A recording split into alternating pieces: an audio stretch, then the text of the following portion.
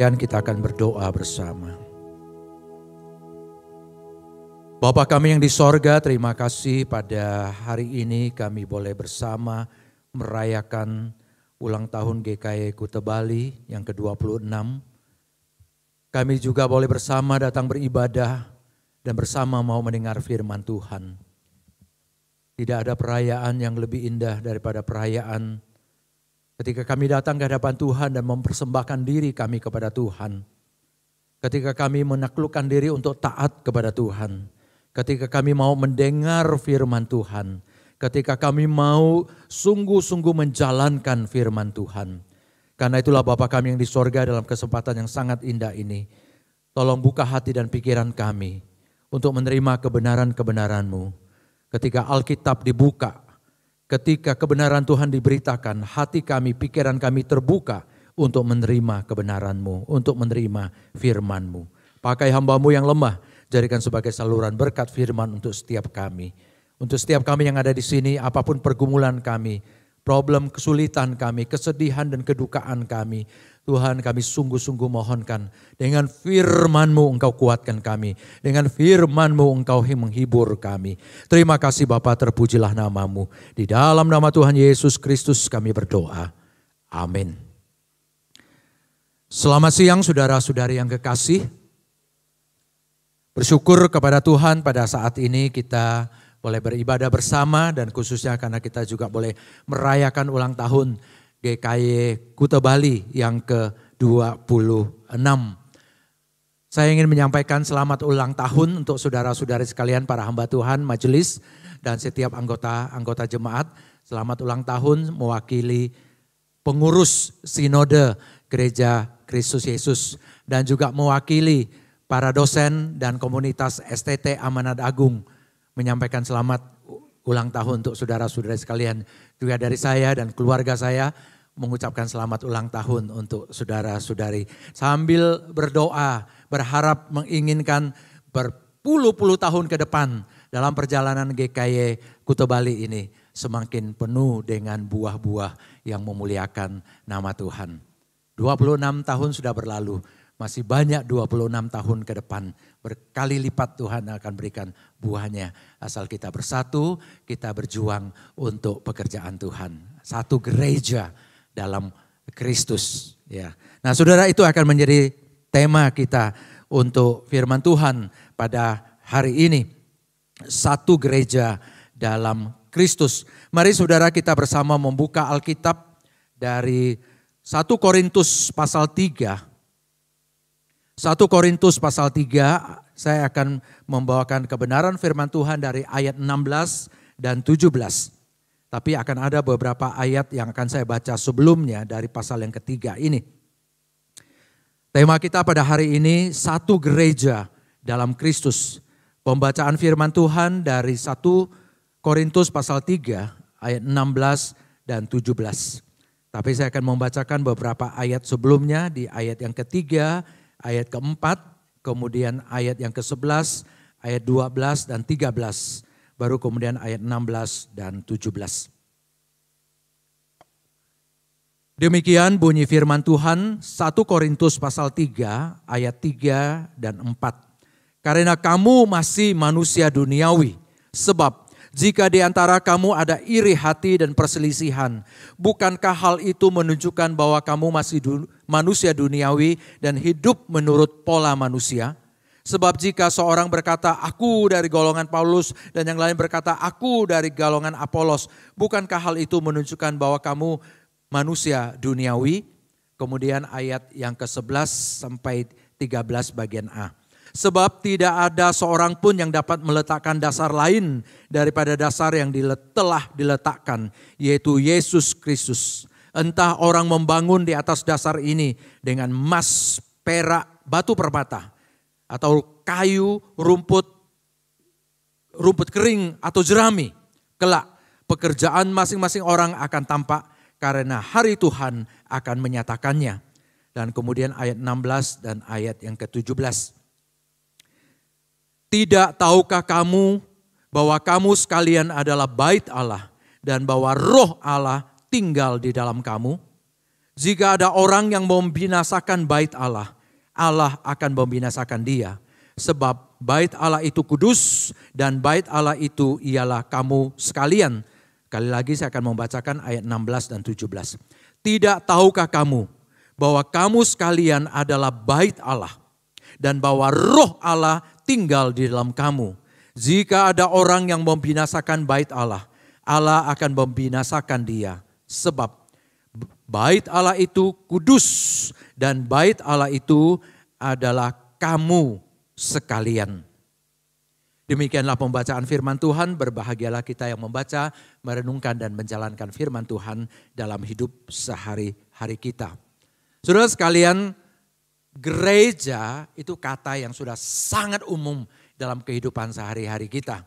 Apalagi kalau kita sudah lama sekali percaya kepada Tuhan Yesus atau sudah sangat lama ikut bergereja. Sudah terbiasa kita mendengar kata gereja. Mungkin justru karena sudah sangat terbiasa dengan hal itu, kemudian lama-kelamaan kita bisa kurang ingat apa itu gereja. Apa yang Tuhan inginkan dengan yang disebut gereja. Karena sudah terlalu terbiasa. Saya ingat dulu sekali saudara ketika pertama kali saya makan buah naga. Orang bilang buahnya mahal dan disebut buah naga lagi. Berarti buah yang dimakan oleh para naga. Ya, kebetulan saya sio naga, saya pikir saya harus makan. Gitu. Ada buah naga. Dan orang bilang itu mahal, impor dari China. Jadi, walaupun agak mahal beli dan makan buah naga. Rasanya luar biasa. Tapi saya nggak tahu kemudian mungkin sekitar 5-10 tahun kemudian di belakangan ini kok banyak sekali buah naga. Di pasaran entahkah itu impor, itu buah naga beneran atau hanya buah luwak atau buah apa. Tapi orang sebutnya buah naga dan sekarang udah menjadi sangat yang terbiasa. Tidak merasa ada greget apapun lagi melihat buah naga itu. Kalau sekian puluh tahun yang lalu rasanya wow luar biasa. Gitu ya tuh cemerlang sekali namanya saja sudah keren. Sesuatu yang kita terbiasa. Barangkali mungkin memang akhirnya bisa kehilangan makna. Termasuk gereja. Ketika kita bicara satu gereja dalam Kristus. Ketika kita bilang kita berulang tahun yang ke-26. Sebagai gereja kita berulang tahun ke-26. Kita adalah satu gereja dalam Kristus. Mungkin masih perlu dipertanyakan lagi apa pemahaman kita mengenai gereja. Saudara kita ketika bicara satu gereja, saya memang ingin mengajak kita bicara apa yang dimaksud dengan gereja dalam Kristus itu. Apa yang dimaksud dengan gereja dan bagian firman Tuhan yang berbicara untuk kita pada hari ini memang saudara khususnya di ayat ke-16 itu melontarkan pertanyaan itu dan untuk membuat kita mengingat, merefresh lagi sebenarnya apa itu gereja. Maka pertanyaan itu dimulai dengan tidak tahukah kamu? Untuk merefresh, untuk mengingatkan bahwa dulu kamu mungkin tahu, mungkin sekarang sudah lupa. Kamu mungkin tahu tapi kamu gak peduli. Dan itu perlu diingatkan lagi, direfresh lagi. Apa itu gereja? Nah apa yang dikatakan oleh bagian ini mengenai gereja? Terus sekalian kalau kita baca tadi dikatakan begini. Tidak tahukah kamu bahwa kamu sekalian, kita orang-orang yang berkumpul di sini, kamu adalah bait Allah. Dan roh Allah tinggal di dalam kamu. Kamu sekalian, kita sekalian ini adalah gereja. Tubuh Kristus. Dan kita sekalian, tubuh Kristus ini disebut sebagai bait Allah. Saudara, kata-kata yang sangat luar biasa. Saya dan saudara bersama, kita sekalian adalah bait Allah. Gereja adalah the temple of God, bait Allah.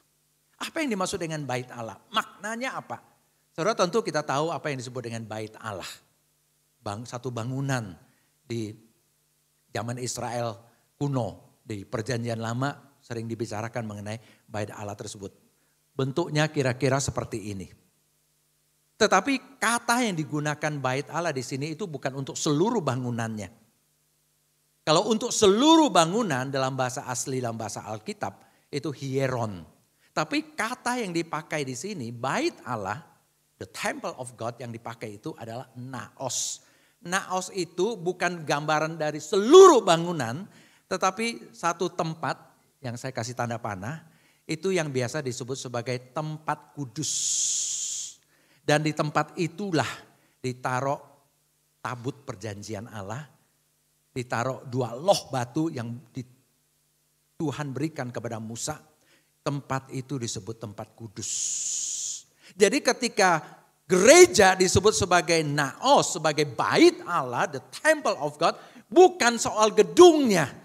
Tetapi bahwa kita bersama, dalam kebersamaan kita menjadi satu tempat, satu wilayah yang kudus. Tempat kudusnya Allah. Seperti halnya bait Allah. Orang masuk lewat depan dan kemudian di ujung sana bagian yang paling dalam itu naos. Itu sanctuary. Tempat yang sanctum kudus. Karena Allah hadir di situ.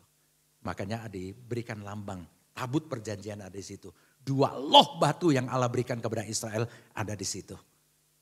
Untuk menandakan Tuhan hadir di situ. Makanya disebut tempat kudusnya Allah. Karena Allah hadir, Allah bertata di situ. Allah hadir di tengah-tengah gereja kita, saudara.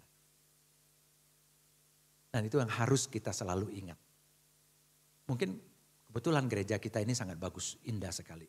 Tapi mungkin dulu kita pernah punya gereja yang tidak begitu bagus di daerah, di desa mana mungkin. Atau memang gereja tidak mampu membangun gereja yang sangat bagus, tidak masalah. Tapi orang yang berkumpul itulah lokasi yang disebut dengan tempat kudus Allah. Tidak masalah. Gedungnya sangat bagus atau itu hanya satu rumah kecil. Atau mungkin orang berkumpul di bawah pohon. Bukan gereja bawah pohon. Tapi pasti nggak ada tempat di bawah pohon berteduh. Ibadah di situ. Itu menjadi tempat kudus Allah. Itu menjadi satu wadah. Satu lokasi, satu kebersamaan tempat kudus Allah. Dan kemudian saudara, tempat kudus Allah itu digunakan kata bait Allah. Posesif. Miliknya Allah. Miliknya Allah. Rumah ini, bait ini, kebersamaan yang kudus ini, itu miliknya Allah. Punyanya Allah. Memang kita kasih nama gereja Kristus Yesus. Gereja ini. Tanahnya, gedungnya memakai sertifikat hukum pakai nama milik GKY, milik sinode. Jadi walaupun ini milik kita nggak bisa jual juga kalau tanpa izin sinode gitu kan ya. Memang betul ini gedungnya, tanahnya milik sinode gereja Kristus Yesus. Tapi sebagai satu kebersamaan kudus, sebagai tempat kudus Allah, ini bukan milik GKY, ini milik Allah. Itu yang paling ultimate-nya. Ini milik Allah. Bukan milik majelis, bukan milik hamba Tuhan. Bukan milik sinode GKI, tapi miliknya Allah. Artinya saudara kalau itu milik Allah. Kita harus menghormati. Ini miliknya Allah. Kita nggak bisa sembarangan menjalankannya seolah-olah ini punya kita. Kita memang anak-anak Allah di situ. Yang anak-anak Allah di tengah tempat kudus ini. Kita bukan ngekos, ini punya Bapa kita. Tapi tetap adalah Bapa kita yang kudus. Kita harus paham bahwa ini tempat milik Allah. Punyanya Allah. Dan sudah tahu bagaimana ketika Alkitab mengatakan ini punyanya Allah. Bagaimana Allah memperolehnya, bagaimana Allah mendapatkannya. Dari satu dunia yang penuh dengan keberdosaan. Bagaimana Allah mendapatkan, memperoleh satu umat yang disebut dengan naos. Bait Allah yang kudus itu. Tempat Allah bertemu dengan umatnya. Bagaimana Allah mendapatkannya? Saudara sekalian ada satu ayat yang saya ingin bacakan dari Kisah Para Rasul pasal 20 ayat 28. Ini berkata mengenai gereja dan bagaimana Allah memperolehnya. Dikatakan begini, jagalah dirimu dan jagalah seluruh kawanan. Karena kamulah yang ditetapkan Roh Kudus menjadi pengawas untuk menggembalakan jemaat Allah, gereja Allah. Kata sama, eklesia Allah. Yang diperolehnya dengan darahnya sendiri. Kata itu sudah sangat cukup untuk menggambarkan bahwa gereja Allah diperoleh dengan harga yang paling mahal yang Allah bisa berikan, yaitu nyawanya sendiri. Ketika Allah menjadi manusia. Dia punya seluruh dunia, harta benda dunia punya dia. Tapi itu tidak cukup untuk menebus manusia dari dosa-dosa. Itu perlu darahnya sendiri yang dicurahkan di Golgota untuk pengampunan dosa, penebusan manusia. Dan dengan demikian dia memperoleh satu umat yang menjadi umatnya, menjadi baitnya yang kudus, miliknya, yang didapatkan dengan harga yang paling mahal. Dan Alkitab biasa berkata seperti itu, bukan dengan emas dan perak dia membeli kita, tapi dengan darahnya yang paling mahal, yang paling berharga. Saudara, ini juga menandakan bahwa dosa, kesalahan umat manusia, pemberontakan umat manusia nggak bisa diselesaikan dengan cara mudah. Dengan cara murah, nggak bisa. Kalau ada cara mudah, ada cara murah, Allah tidak perlu mencurahkan darahnya. Tidak perlu mati di kayu salib untuk menebus manusia dari dosa-dosa, dari kesalahan. Dosa itu masalah yang sangat serius. Pemberontakan manusia sangat serius. Ketika Allah mau mengampuni manusia, mau menyelamatkan manusia, mau menebus manusia. Bukan dengan cara mudah dan murah, tapi dengan pengorbanan dirinya di atas kayu salib. Saudara, karena itulah maka diperoleh satu umat yang disebut dengan gereja, tempat kudus Allah, milik Allah. Saudara, kalau mengerti itu, lebih-lebih lagi membuat kita sadar. Jangan main-main. Jangan main-main. Kalau kita lagi sehat walafiat, kita kadang-kadang agak ceroboh dengan hidup kita. Ya makan apapun lah kita makan, gak terlalu mikirkan lagi. Ya, tapi kalau ada sekali waktu di mana kita sampai di tepi jurang maut, tiba-tiba kita sadar betapa berharganya nyawa kita. Lalu mulai lebih agak lebih menghargai, lebih menjaga diri kita, kesehatan kita. Bukankah seperti itu? Kalau kita paham bahwa itu sangat berharga. Dan Allah mengatakan dia membeli kita, memperoleh kita dengan darahnya sendiri. Itu adalah yang paling mahal yang Allah lakukan untuk kita. Dan karena itu saudara sekalian dikatakan tempat kudus Allah ini, milik Allah ini yang diperoleh dengan darahnya ini, gereja ini, itu adalah tempat kehadiran Roh Kudus. Roh Kudus Allah tinggal. Saudara, istilah tinggal itu sebenarnya berumah, bertempat tinggal dalam pengertian itu. Bukan hanya stay sebentar, tapi live di tengah-tengah keluar kita. Bukan kayak kita nginap di hotel, tapi kita berumah tangga. Ada di tengah-tengah kita, bersama dengan kita. Maka saya pakai istilah bertempat tinggal.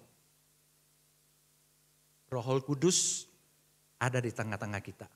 Bukan datang sebagai tamu, tapi ini miliknya dia. Kitalah yang dipanggil untuk datang. Dia ada di tengah-tengah kita. Untuk beroperasi, bekerja di tengah-tengah kita. Untuk menyatakan firman-Nya. Untuk membentuk kita. Roh Kudus ada di tengah-tengah kita. Mungkin kita gak kelihatan, tapi begitu firman Tuhan diberitakan. Ketika doa dinaikkan, kita percaya Roh Kudus bekerja di tengah-tengah kita. Mengapa orang bisa mengalami perubahan?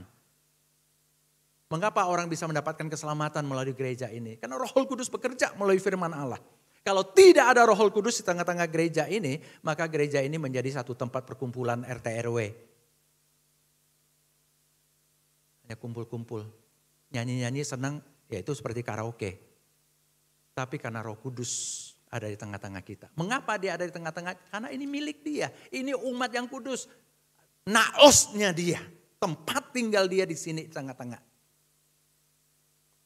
Karena itu saudara sekalian, kalau kita juga paham bahwa tuan rumahnya ini, pemiliknya ini ada di tengah-tengah kita. Tentu itu jaminan buat kita. Kita tidak pernah sendirian. Mungkin gereja bisa dianiaya, gereja bisa dilempar batu, gereja bahkan bisa dibakar oleh manusia. Tapi kita tidak pernah sendirian, ada Roh Kudus di tengah-tengah kita. Namun itu juga mengingatkan kepada kita. Harus serius mengurusi gereja, harus serius bergereja, harus serius ketika kita bersama-sama sebagai umat Allah datang menghadap Allah. Kenapa saudara? Dikatakan di dalam bacaan kita tadi bahwa bait Allah itu adalah kita dan bait Allah itu adalah kudus. Inilah gereja. Milik Allah yang diperoleh dengan darahnya sendiri.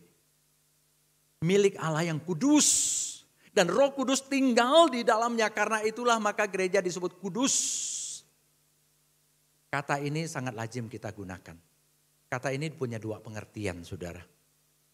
Kudus itu berarti khusus.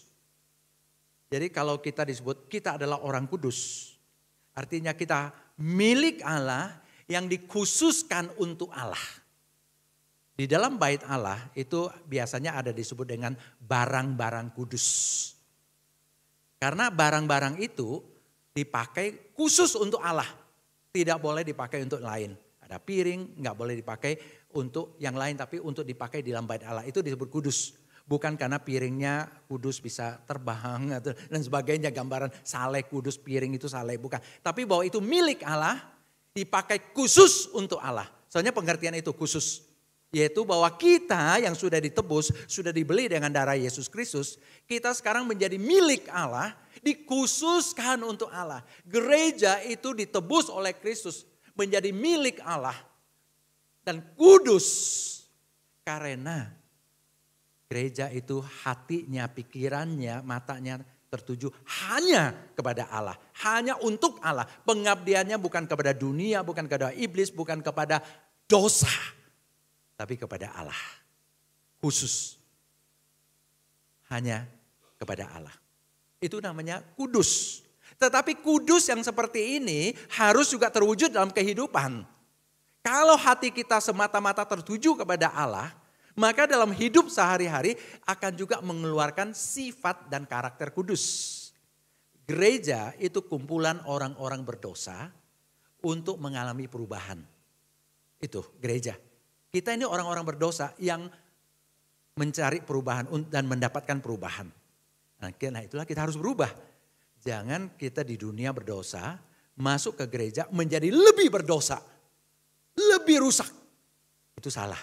Gereja itu kumpulan orang-orang berdosa yang sedang menjalani kehidupan perubahan transformasi untuk menjadi kudus.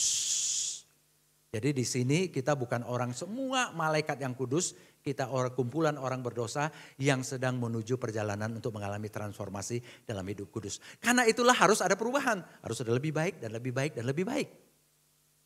Kudus. Jadi dua pengertian itu. Kita milik Allah karena itu cara khusus hati pikiran kita hanya tertuju kepada Allah. Dan karena itu maka efeknya, implikasi dalam hidup kita lebih baik, lebih kudus, lebih saleh, lebih mengalami transformasi. Sifat karakter kita. Itu gereja seharusnya menjadi tempat perubahan yang seperti demikian. Saudara, kalau kita tahu bahwa gereja itu begitu istimewa. Gereja itu begitu luar biasa statusnya di hadapan Allah. Sebagai tempat kudus Allah. Milik Allah yang diperoleh dengan darah Yesus Kristus itu sendiri yang paling mahal. Dia adalah tempat tinggalnya Roh Kudus. Dia juga disebut sebagai kudus. Milik Allah yang sepenuh hati harus ditujukan kepada Allah. Lantas bagaimana kita bisa bersikap terhadap gereja? Atau bagaimana kita bersikap di tengah-tengah kehidupan gereja? Kalau menyadari bahwa ini adalah sesuatu yang luar biasa, sesuatu yang sangat istimewa. Saudara sekalian, sesuatu yang berharga, sesuatu yang istimewa menuntut tanggung jawab yang lebih besar. Untuk kita kelola baik-baik. Itu udah pasti. Itu udah pasti. Kalau saudara punya ikan hias di rumah yang bisa beli di toko jual ikan hanya 10.000, 20.000 rupiah. Kita nggak terlalu khawatir kalau itu mati. Tapi kalau ikan itu sangat istimewa. Kita selalu akan bertanya bagaimana kita harus bersikap. Bagaimana kita harus berbuat. Bagaimana harus mengelola hias itu. Karena itulah saudara sekalian yang kita baca dalam firman Tuhan di ayat yang ke-17. 1 Korintus pasal 3 ayat 17 dikatakan begini. Satu kata-kata yang sangat keras. Jika ada orang yang membinasakan bait Allah. Nah kita tahu apa yang tadi disebut bait Allah yaitu gereja. Tempat kudus Allah, tempat kehadiran Roh Kudus. Jika ada orang membinasakan bait Allah, Allah akan membinasakan dia. So, ini perkataan yang sangat keras. Jangan berpikir bahwa Injil, bahwa Alkitab itu semata-mata hanya bicara hal-hal yang lembut, yang sopan. Tapi ini sangat keras. Kenapa perlu begitu keras? Sekali lagi, karena kita sedang berbicara sesuatu yang paling berharga di mata Allah. Gereja Tuhan, umat Allah yang kudus, tempat tinggal Allah yang dia miliknya sendiri dan yang dia peroleh dengan darahnya sendiri. Kalau itu begitu agung di hadapan Tuhan, begitu istimewa di hadapan Tuhan, maka Tuhan ingatkan, jangan macam-macam gitu ya. Jangan kamu sembrono di dalam mengelola dan menjalankan gereja, dalam bergereja, dalam hidup bersama sebagai orang-orang kudus, sebagai orang umat tebusan. Jangan sembrono. Saudara sekalian, karena itulah maka dalam bagian firman Tuhan yang saya baca tadi, memperlihatkan ada orang-orang Kristen yang sembrono di dalam menjalankan kehidupan bergereja. Dan itu mungkin contoh dan teguran yang sangat baik untuk kita. Pertanyaan tadi saya adalah bagaimana kita bersikap kalau memahami identitas gereja itu begitu luar biasa. Bagaimana kita bisa bersikap? Dan kita akan melihat beberapa contoh dari orang yang bersikap sembrono di dalam bergereja. Ketika mereka bersikap sembrono, mereka menghancurkan, merusak gereja. Pertanyaan saya itu adalah bagaimana orang Kristen dapat menghancurkan gereja. Bukan kemudian kita belajar cara menghancurkan gereja, bukan. Tapi bagaimana itu menjadi warning supaya kita melakukan justru harus yang sebaliknya. Tapi kita lihat dari bacaan kita bagaimana orang-orang Kristen di Korintus mereka menghancurkan gereja. Menjadi gereja yang sangat-sangat duniawi. Gereja yang tidak lagi bisa memuliakan Allah. Bagaimana? Paling tidak ada dua hal dari bacaan yang tadi yang saya bisa ajak kita renungkan. Bagaimana mereka menghancurkan gereja? Yang pertama saudara dengan bersikap tidak sungguh hati. Bersikap seadanya. Bersikap terlalu enteng tentang gereja. Bahkan cenderung sangat menghinakan gereja. Firman Tuhan yang kita baca dikatakan ada orang-orang di gereja.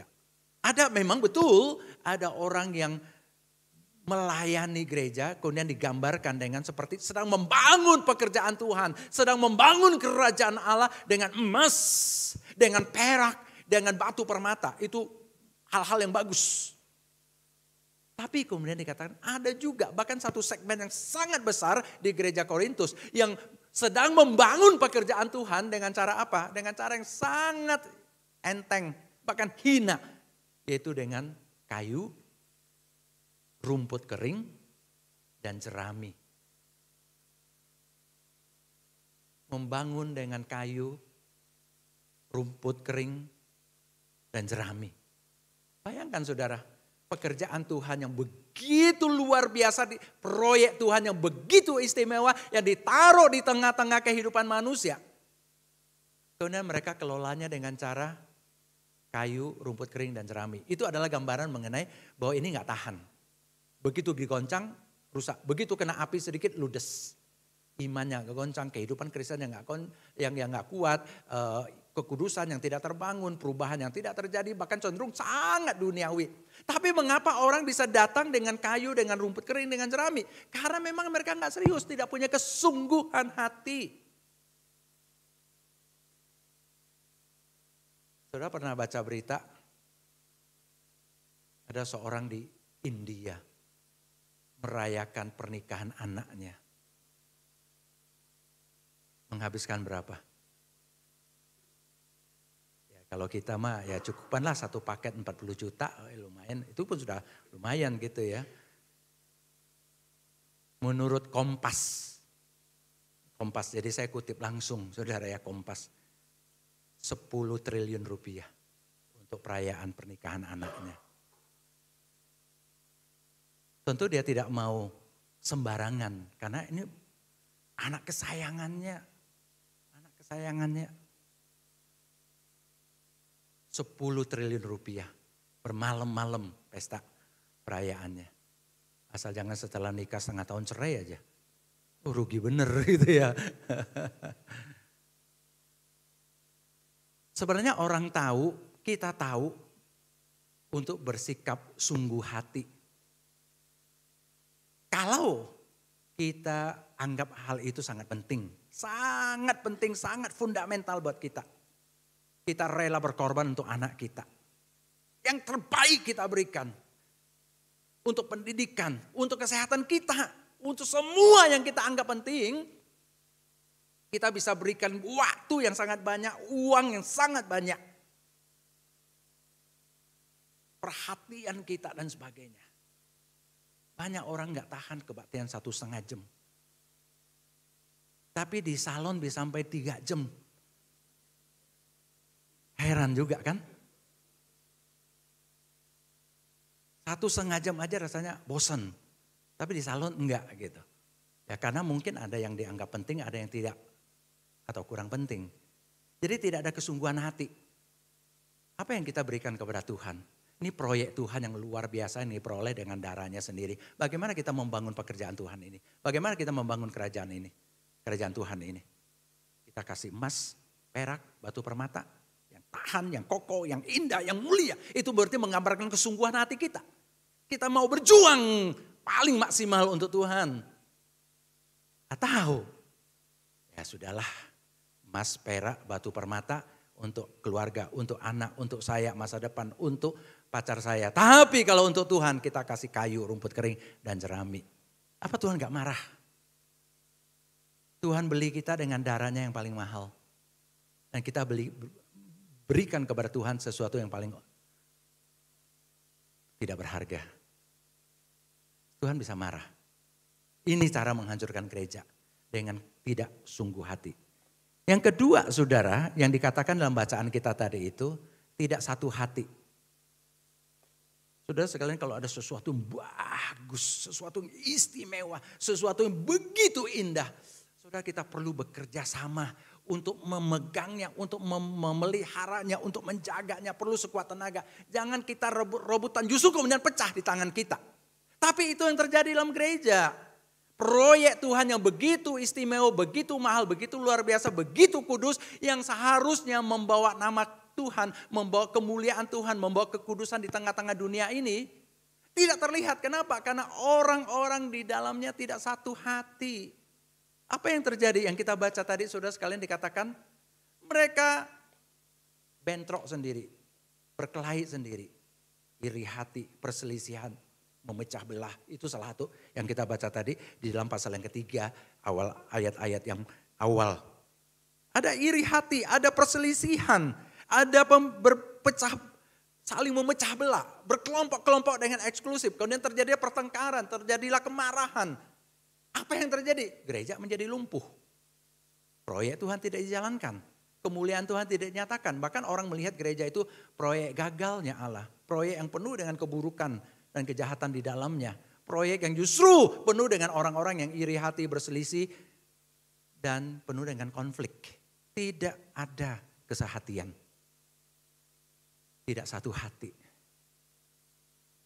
Saudara, itu yang bisa terjadi. Mungkin kita tidak iri hati, tidak berselisih, tidak memecah belah secara langsung. Tapi bisa terjadi juga sebenarnya kita tidak satu hati, dengan cara kita tidak mau terlibat. Kita cuek, kita gak peduli. Bukan karena kita berantem, bukan karena kita musuhan. Tapi kita gak mau bersatu hati, bersatu tangan ikut membangun proyek Allah yang luar biasa ini. Kita mungkin jadi penonton atau kita menjadi orang yang sangat cuek, gak peduli. Gereja kekurangan uang, kita tidak ikut serta. Gereja kurang pelayan, gereja kurang SDM, kita juga gak peduli. Gereja mau melakukan proyek apapun, kita gak peduli. Gereja ingin membangun pos PI, kita nggak peduli. Gereja mau apa, kita nggak peduli. Sehingga apa yang terjadi? Kalau banyak yang seperti itu, nggak mungkin gereja bisa dibangun. Bahkan hancur. Kalau semua orang atau kebanyakan orang tidak peduli. Jadi tidak ada satu hati. Apalagi plus kalau banyak orang yang suka bertengkar, iri hati dan gereja itu biasa terpecah. Nanti gereja yang seperti kita terbelah menjadi 2, terbelah menjadi 3. Saudara sekalian, itu seringkali sangat memalukan nama Tuhan. Atau paling tidak proyek pekerjaan Tuhan tidak bisa dibangunkan karena orang tidak bersahati. Banyak bangunan-bangunan yang sudah cukup tinggi dibangun akhirnya terbengkalai, rusak. Karena ownernya yang beberapa orang bertengkar. Akhirnya proyeknya nggak bisa dijalankan. Mau gereja seperti itu? Nggak mau. Tapi ada orang-orang seperti itu. Karena itulah Tuhan sangat marah. Kalau kau menghancurkan bait Allah. Awas di tangan Tuhan. Engkau bisa dihancurkan. Kita nggak tahu bagaimana cara Tuhan membinasakan atau menghancurkan orang seperti itu. Tapi itu warning yang sangat keras dari Tuhan. Supaya kita bersungguh hati. Saudara, karena itulah maka kalau kita sadar akan hal ini. Gereja proyek Tuhan yang begitu mahal, begitu mulia, begitu kudus. Mari saudara sekalian kita punya kesungguhan hati. Kita punya satu hati untuk bersama membangun pekerjaan Tuhan ini. Kalau ada sesuatu yang istimewa, kita pasti akan menjaganya dengan istimewa. Pasti kita tidak akan membiarkan dia itu menjadi rusak. Kita akan membangun lebih hebat lagi, lebih hebat lagi. Terus sekalian, ini ada satu mangkok sup. Jadi kalau ada sup bisa dipakai minum langsung dari mangkok ini. Ya. Saudara kalau setelah diminum supnya atau saudara makan bakmi, indomie dari mangkok ini, setelah ini pastikan ditaruh di basin, kemudian dicuci, ya, kemudian disimpan supaya kering dan sebagainya lah. Setiap hari kita akan lakukan seperti ini. Kalau saudara, saya tanya, ini kan gampang pecah kan? Apa kamu nggak takut kalau kamu lagi cuci jatuh pecah? Saudara, umumnya orang nggak terlalu khawatir karena barang-barang begini ya gampang dibeli lah begitu. Ya kalaupun pecah, biasanya beli selusin dalam 1 tahun kemudian bisa tinggal 3 biji begitu ya. Ya pecah ya beli lagi, nanti kalau kurang beli lagi. Jadi kita umumnya tidak khawatir memegang benda seperti ini, mencucinya, menaruhnya, menyimpannya, kadang-kadang terjatuh tanpa sadar atau kita lagi sembrono, kita nggak terlalu khawatir karena bisa diganti, bisa beli lagi. Tapi saudara sekalian, kalau saya bilang barang ini itu nilai terakhir di tahun 2023 itu adalah 400 miliar rupiah. Setelah saya makan bakmi dengan mangkok ini, cucinya gimana saudara? Pasti gemetaran. Tapi nggak mungkin juga begitu saya mau pakai untuk jadi makan bakmi pun masih diomelin. Nggak boleh. Kita bahkan nggak berani pegang. Kita taruh di tempat yang paling aman. Kita kelola, kita simpan baik-baik. Karena sangat berharga. Kalau cuma 50 ribu, 100 ribu pecah nggak apa-apa lah kita beli lagi. 400 miliar ini barang dari abad ke-18 China. Dilelang, sudah beberapa kali lelang terakhir di Hong Kong. Dibeli oleh seorang kaya di Hong Kong, harganya 400 miliar lebih. Luar biasa kan saudara? Ini kalau betul-betul kita punya yang kayak begini, kita baru sadar apa artinya menjaga, memelihara barang istimewa. Luar biasa. Gereja itu proyek Allah yang istimewa. Kudus, bait Allah, tempat tinggal Allah, milik Allah, harus dipakai untuk Allah.